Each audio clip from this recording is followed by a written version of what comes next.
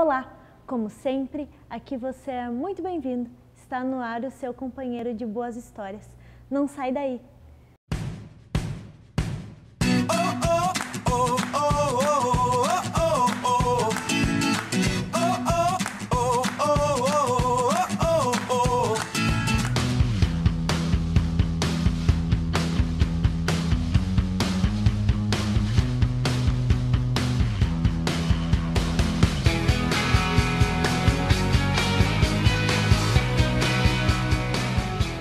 Uma xícara de dedicação, uma colher de paixão, uma pitada de persistência e não é que a receita deu certo? O programa de hoje chega temperado pela história do chefe de cozinha Gabriel Lourenço. Seja muito bem-vindo ao nosso programa, Gabriel. Obrigado. Obrigado pela oportunidade de poder contar um pouco da nossa história. Um imenso prazer tê-lo aqui conosco hoje. Prazer é meu. Gabriel, conta um pouquinho da tua história. De onde veio a tua paixão pela culinária? A gente sempre diz que a paixão pela culinária não tem como saber de onde vem, né? Acho que está no sangue, assim. A gente compara muito a culinária com a arte. Então, o artista, ele acaba nascendo, né? Uma hora ele se descobre, mais cedo ou mais tarde, e a gente diz que o cozinheiro também, né? Porque antes de tudo somos cozinheiros, né? Não só chefe de cozinha. Chefe de cozinha é só quando está chefiando, senão nós somos cozinheiros. E provavelmente foi desde pequeno, meus pais contam que sempre me viam na cozinha, eu sempre estava junto. Minha família toda vem uma família de cozinheiros, embora não trabalhem nisso, mas eles estão sempre criando pratos, enfim, a cozinha nossa sempre foi muito movimentada, tios, tias, avós, todas as gerações, né? Então teve com certeza uma influência ali da família. E o meu primeiro contato profissional mesmo com cozinha foi aos 14 anos, que foi naquela fase, definição ali, saindo do colégio, né, indo para o colegial, então querendo descobrir o que fazer da vida. E sempre quis ser cozinheiro, só que isso há mais de uma década atrás não era muito bem visto, né? Não é a fama ou a glória que é hoje, né? Embora seja só muita mídia e a realidade do cozinheiro ela é bem mais dura, né? É verdade. Mas naquela época não era tão divulgado, não tinha tantos programas de TV. E meus pais não queriam tanto que fosse por esse caminho, né? Afinal, a gente tinha uma boa estrutura de escolas, familiar, então vai fazer os cursos tradicionais, né?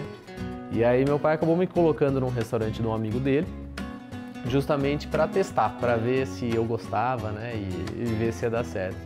E todo mundo achava que eu não ia gostar, porque imagina, um moleque de 14 anos tá de fim de semana trabalhando num restaurante fritando peixe, era um restaurante de frutos do mar. E aquilo funcionou justamente ao contrário. Para mim, eu estava realizado ali, era fantástico poder brincar, cozinhar, sim, ver aquela correria. Achei aquele mundo sensacional, né?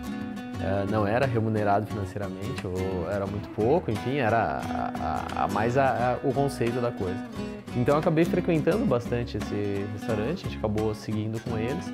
Claro que chegou na época do vestibular e não teve como, né? Tinha que prestar um vestibular. Na época não tinha faculdade de gastronomia no Brasil. Acho que tinha uma só em Pernambuco, mas era um bacharelado de 5 anos, né? Não era o meu objetivo na época, eu queria mesmo era trabalhar. Então eu acabei prestando outra faculdade. Eu acabei indo para a área de engenharia, na Unicamp. Nada a ver, né? Porque também era uma paixão minha, né? Tinha uma paixão por aviões, engenharia aeronáutica e tudo mais. Mas a minha maior paixão era a cozinha mesmo. Até eu acabei ficando um ano e pouquinho ali na engenharia, mas sempre buscando fazer evento aqui, estar numa cozinha ali, conhecendo outro restaurante, contato com o chefe, estudando bastante, comprando livro, né?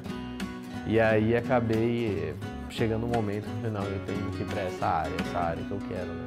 Na época eu estava com 18 anos, então era bem tranquilo para fazer essa mudança. Aí, com 18 anos, eu acabei vindo para o Instituto Italiano, aqui em Flores da Cunha, e vim fazer um dos meus primeiros cursos. Era um curso rápido, de 5, 6 meses, né, uma formação básica de chefe de cozinha, e isso me deu a base que eu queria prática para seguir em outros restaurantes.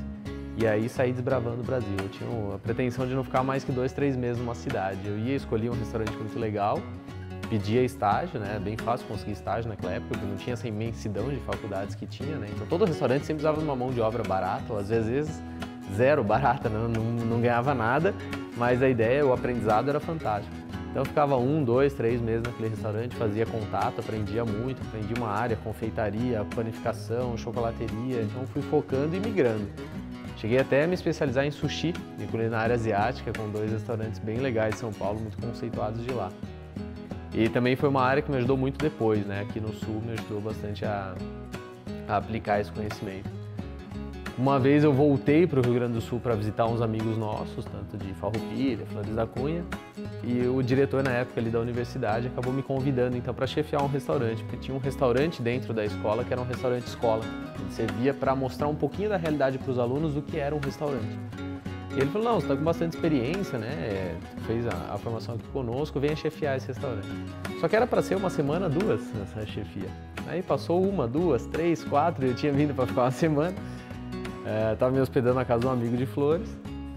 Aí até que recebi a proposta deles, não, venha para assumir esse restaurante. Os alunos estavam gostando das aulas que eu dava no restaurante, né, embora fosse muito novo. E acabei indo para São Paulo e voltei com as minhas coisas. Então eu, com 21 anos, estava ali lecionando já na universidade. Acabei sendo um pouco mais precoce nisso, porque a gastronomia, ela te permite, tendo a base, né, tendo a experiência. Então a gente estudava bastante lá dentro da universidade, te força, a minha vida era lá dentro, né? Então sempre estudando, pesquisando, contato com chefes de fora. E aí eu acabei, então, passando algumas aulas breves, depois cursos mais longos, culinária italiana e tal, e eu já estava quase 3 anos e pouco ali dentro. Até que no último ano da universidade ali, eu comecei a desenvolver alguns cursos específicos, né? Existia alguma forma lá dentro, mas não era tão trabalhada. E aí comecei a trabalhar um pouco mais o que a gente chamava de workshops, né, para o público amador. Então ia o pessoal de noite lá para Flores, público que não sabia nada, que amava a cozinha, né, e queria aprender uma coisa diferente. E tendo uma estrutura de faculdade de gastronomia, que são as bancadas individuais, que hoje a maioria das faculdades tem as bancadas individuais, né, mas é só para profissional. Então os alunos se divertiam muito, porque eles tinham o fogão deles, tinham a bancada deles. Nós tentamos implementar esse projeto ali, mas não coincidiu com datas, com horários, enfim, não era um horário que batia muito, e o foco daquele instituto naquela época era ser só os profissionais, né? Então veio esse estalo de por que não, né, ter uma escola que a gente possa atender 99,9% da população, que são as pessoas que não querem virar chefe de cozinha ou cozinheiro, né? Mas querem conhecer. Mesmo. Exato, querem brincar, fazer um risoto diferente em casa. Vai no mercado ver uma flor de sal, como é que eu uso essa flor de sal, né? Ou quer escolher um azeite diferente, precisa de uma aula dessa. E antes não tinha como fazer. Cai na internet, mas a internet não tem um conteúdo, às vezes, tão verdadeiro, né? Tão verídico. Existem livros, tudo, mas é um processo dificultoso. Qual foi a ideia? A ideia foi bem inovadora, não existia. Com essa estrutura ainda, na verdade, não existe uma escola no Brasil que seja só para o público de casa, com a estrutura profissional que a gente tem das bancadas individuais. Existem universidades que usam a estrutura para fazer isso, mas só que nem a nossa não. Então eu pensei, analisando aquele ano ali, analisando nossos alunos, tinha muitos amigos que frequentavam lá, eu via que eles trabalhavam o dia inteiro, então estavam cansados, eles gostavam de chegar a abrir um vinho, ouvir uma música. Eu vou criar um ambiente que fosse que nem a casa deles. E aí acabou nascendo a escola então, que era para ambiente descontraído, música, quem gosta de cerveja, de vinho, se não de um suco, vai ali na escola, senta ou aproveita a sua bancada e vai fazer seus pratos e degustar isso aí junto. Então acabou nascendo essa ideia da terapia da cozinha entre amigos. Isso que é o nosso slogan principal, é para iniciantes, iniciados e apaixonados. A gente diz que aquele rapaz, aquela pessoa que não sabe nada, pode vir na escola que vai aproveitar super bem. E aquele que já sabe pode aproveitar o mesmo curso, só que também aprendendo mais ainda. Porque é o que a gente sempre fala, o curso ele não é profissional, mas o professor, o material didático e a estrutura são profissionais. Então a gente seca o amador de uma estrutura profissional e passa o conteúdo de uma forma correta para ele. Mas de uma forma bem descontraída, né? Gabriel, tu te profissionalizaste aos 19 anos de idade, fizeste vários cursos. O que tu trouxeste desses ensinamentos para a tua vida, para a tua carreira? A cozinha, ela te pede isso tudo, né? Hoje em dia, a gente vai dar uma aula de sushi para um aluno. Então eu vou resgatar aquilo lá que eu aprendi, vou resgatar outros momentos da minha vida que eu vivenciei, então não só na técnica, mas aquela época que eu trabalhava no sushi bar, que eu vivia a rotina, a gente consegue passar isso pro aluno. O curso foi de extrema importância, todos os cursos que eu fiz, maiores ou menores, isso é um conselho que eu dou para os nossos futuros chefes, aí, os interessados na profissão, né? Façam um curso legal, mas depois tenham muita prática, porque a prática ela é o curso na gastronomia. Isso na maioria das profissões, né? Mas a gastronomia, essa vivência, ela te ensina demais. Às vezes, conviver um mês com um chefe famoso num super restaurante, você aprende mais do que um ano de uma escola. Né? Porque além de aprender o certo, você aprende aquilo já aplicado na realidade. Como deixar pronto, como ir embora do restaurante, deixar as tarefas adiantadas. Então isso hoje é de muita valia nos cursos. Né? Isso hoje quem sai ganhando são nossos alunos, né? Que a gente aproveita. Nós somos hoje, na verdade, em 8 professores na escola. Então eles carregam toda essa carga desses professores para casa deles. Gabriel, tu realizas vários trabalhos, tanto para quem gosta de cozinhar profissionalmente ou até mesmo por prazer. Como é que é esse teu lado professor? Como é que é ensinar o que tu tanto gostas? Eu nunca imaginava, né? Até a gente estava comentando aí essa semana em outra apresentação e eu nunca me imaginei dando aula, não era o meu sonho de vida, embora hoje eu sou muito realizado no que eu faço, mas não era aquele sonho de, quando eu crescer, quero ser professor, não. O destino, né, da minha vida acabou me levando por esse caminho. E hoje eu sou muito mais realizado, acho, do que se eu estivesse na cozinha do restaurante, porque a gente consegue sentir o que o nosso convidado, no caso, nesse momento já não é mais cliente, né, o que o nosso convidado que está aqui está sentindo. Então ele está feliz, ele está entendendo, ele está aprendendo, é um momento de descoberta e a gente está cozinhando, então fazendo o que a gente gosta, só que ao mesmo tempo sentindo que o aluno está aprendendo, está absorvendo tudo isso. Então é muito satisfatório para nós, é uma realização muito bacana. Quais foram as tuas maiores aventuras na cozinha? Tivemos algumas, assim, principalmente nessa época de viagens, de loucuras, né, de chegar num lugar, tinha algumas malas grandes que eu tinha, então eu não fazia muita pesquisa, eu fazia pesquisa do restaurante, né, meu sonho é trabalhar nesse restaurante, nesse lugar. Tinha uma época que meu sonho era morar na praia, em Ilhabela, em São Paulo, então eu fui lá pesquisar qual que é o melhor restaurante esse, ligava, tem vaga, tem. Ia com a mala, não sabia onde ia ficar, onde ia morar, o que ia fazer, nada. Sei que eu vou fazer, mas eu vou. Vou fazer. Eu já ficava na casa de um, ia pesquisando, ficava na casa de outro, passava. Fiz muitas amizades, isso foi muito legal. Conheci muita gente, foi fantástico. E que um chefe de cozinha precisa hoje para ser um bom chefe?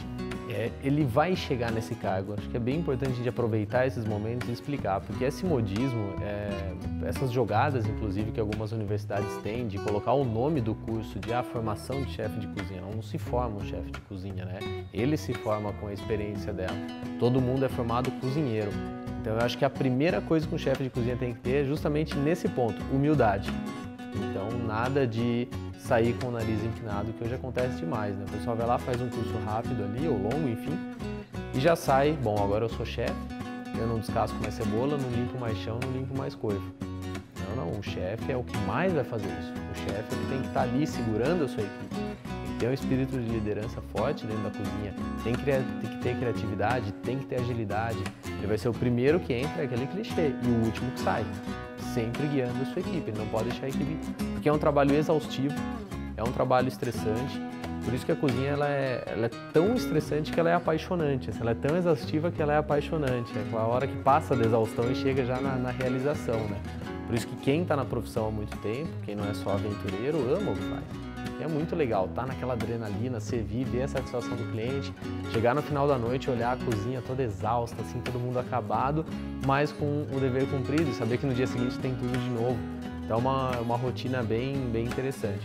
Eu acho que a primeira coisa é ter essa humildade, saber que o chefe de cozinha ele vai limpar o chão, ele vai limpar a coifa, a hora que ninguém puder, ele vai ter que estar lá junto, ele não vai abandonar a equipe dele. E a segunda coisa é ter esse espírito de liderança. Hoje a gente tem várias linhas de chefe, a gente pode chegar inclusive a chefe executivo.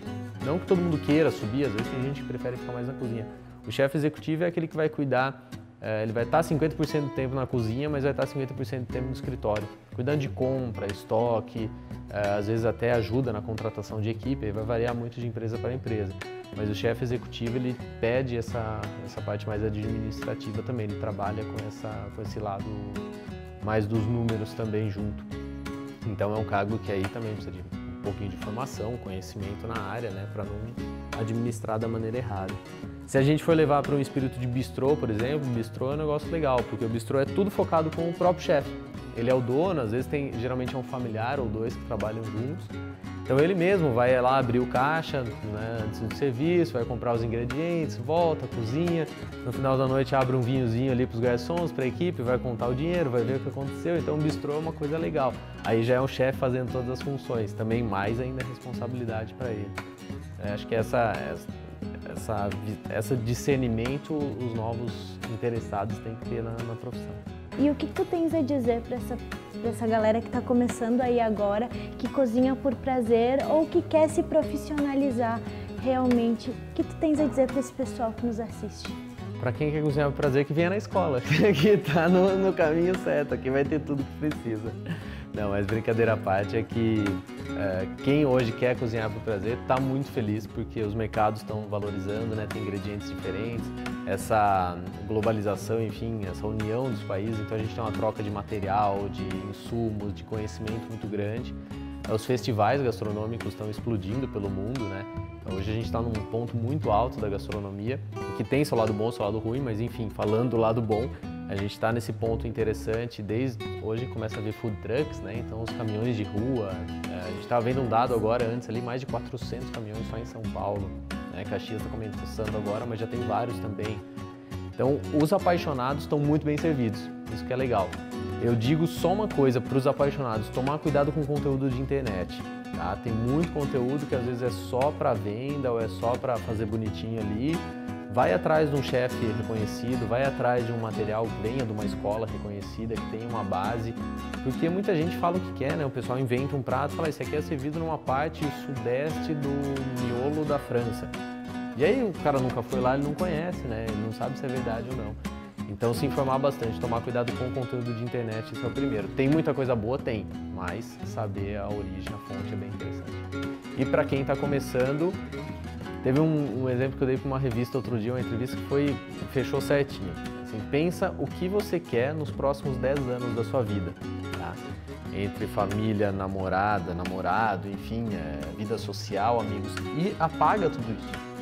Nos próximos 10 anos da sua vida você não vai ter nada disso, incluindo dinheiro, tá? Então os primeiros 10 anos de uma formação do cozinheiro é zero tudo, é 100% paixão, 100% realização, é um momento sensacional, conhece muita gente, aprende muita coisa, mas não espera dinheiro e não espere fama, glamour e vida social. Vai trabalhar muito no Dia dos Namorados, vai trabalhar todos os Réveillon, vai trabalhar todos os Natais, todos os fins de semana, se quiser ser um profissional bom, né? Dá para trabalhar 2, 3 dias, dá, mas para ser um profissional bom, vai passar por tudo isso. Se aguentar esse teste dos 10 primeiros anos de carreira, aí tá bem.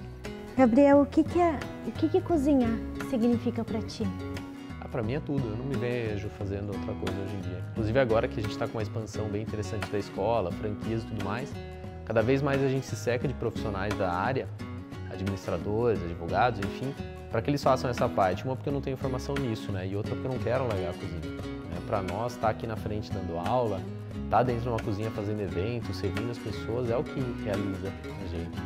Então, para mim, hoje a gastronomia é minha vida, né? Tudo. Pensa plano futuro, como que a gastronomia está lá, né? Pensa o atual, como que a gastronomia está aqui. O convívio, o tempo que sobra, né? Que hoje empresário e chefe de cozinha não sobra muito tempo, né? Mas o tempo que sobra a gente está com os amigos pensando no quê? Numa janta, né? A gente está pensando numa viagem para conhecer restaurante, para conhecer chefes. Então, é a vida. Hoje a gente respira e consome gastronomia. Tu é um bom churrasqueiro? Olha, já estou recebendo elogios, pelos gaúchos, né? Porque sempre tem que passar pelo crivo dos gaúchos, né? Não, hoje a gente já recebe vários elogios e eu vou dar uma dica agora para quem está assistindo em casa, tá? Que nunca mais vai esquecer, essa aqui é fantástica. E quem deu essa dica aqui foi um mestre churrasqueiro que deu aula aqui na escola. Antes de espetar o churrasco, deixa o espeto na brasa, só o espeto, para ele ficar bem quente. Espeta a carne com ele quente. O que vai fazer? Quando esse espeto entrar quente na carne, ele sela, né, o que a gente chama, ele cozinha essa carne ali por dentro e por dentro a gente já sabe que não vai vazar o sangue e principalmente o suco da carne. Depois é só selar fora e seguir o cozimento, o churrasco vai estar bem mais suculento, com esse detalhe do espeto quente. Então tem vários detalhezinhos. Gabriel, se tu pudesse resumir a tua vida em uma receita, qual seria ela? Receita, sem ser muito clichê, né? Mas a receita da dedicação, a receita do amor, fazer tudo que tiver que a gente fazer com amor, fazer com dedicação, fazer por gosto. nada a fazer forçado. Se precisar fazer alguma coisa forçada na sua vida, não faça. Então é aquela receita do prazer. Vamos comparar então a uma receita de comida de mãe. Porque a mãe, né, já que é para exemplificar uma receita, a mãe ou a avó sempre faz aquela comida com carinho, né? Por mais que é corrido, é rápido, às vezes é o dia a dia, mas ela sempre faz porque são as pessoas que ela mais gosta que ela está cozinhando, né? Então ela sempre dedica muito amor e muito carinho àquilo, ela faz com dedicação. Então, vamos comparar uma receita de comida de mãe, fica bem legal. Gabriel, muito obrigada pela sua presença aqui no nosso programa hoje, por compartilhares o teu talento, a tua simpatia aqui conosco hoje, foi um imenso prazer. O prazer é nosso, a gente que agradece.